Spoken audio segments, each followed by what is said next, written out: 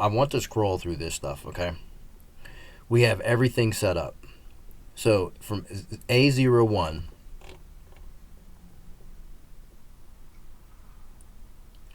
to A024, we have all of sine and periodic, all the combinations that you see on that scroll right there. Okay. And then from 25 to about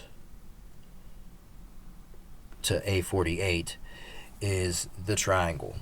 So we have all the shapes laid out for you in periodic. We have them all laid out for you in quasi-periodic. And if you jump up, you are going to be on the same place as you would be. This is how this works. So the same section. So you'll be in the sine section of the triangle section, Paul section, saw, square, so on and so forth. Okay.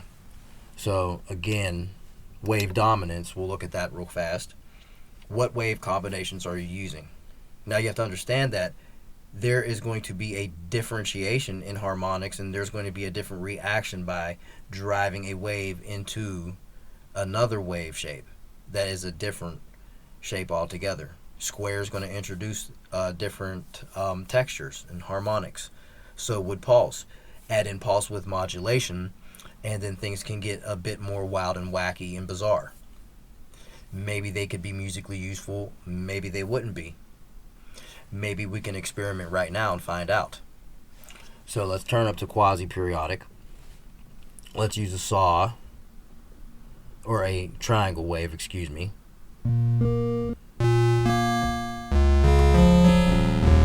Classic AM sound right there from the rip.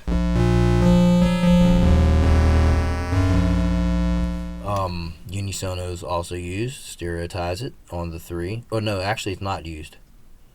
Not on these. But we'll talk about it.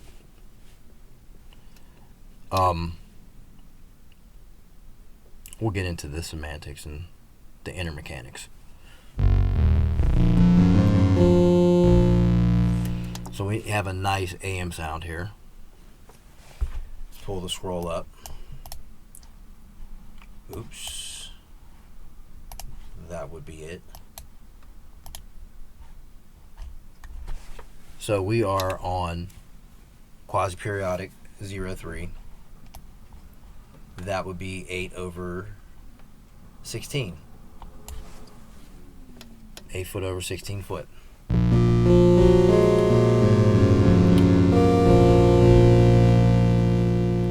Now let's say we want to turn that into a square wave.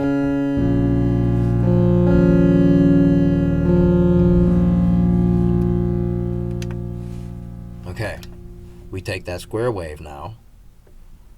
Now this is just freestyling. Okay, understand that this has already been preset and it's in stone and it's streamlined. This is just a freestyle. I just want you guys to hear this stuff.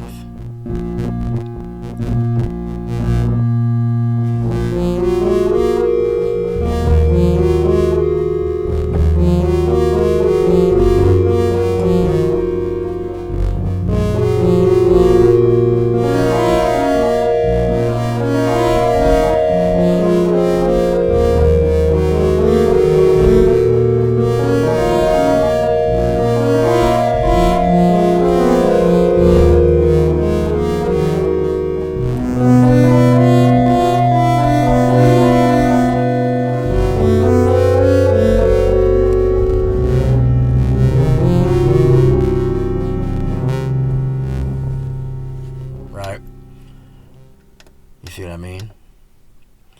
Now, the way that this is to get set up together, you can start messing around, but you need to resave things. So if you change the bottom footage to something else, like this is 16 foot. If I were to save this, okay, it's 11 QA03. But now it'd be 14 because square is 4. You see what I'm saying? I left room for you guys to be able to experiment with this stuff. It took quite a bit of time to even construct it. Things are still under construction, like ring modulith. We'll talk about that. It's a bit crazy. and extremely loud, and I need to make sure that everything is correct. So we will probably maybe wrap this tape up here in a second.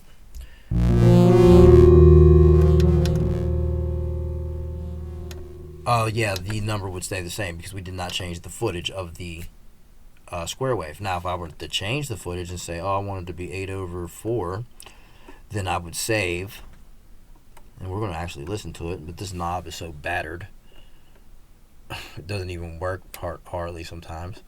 Hold on.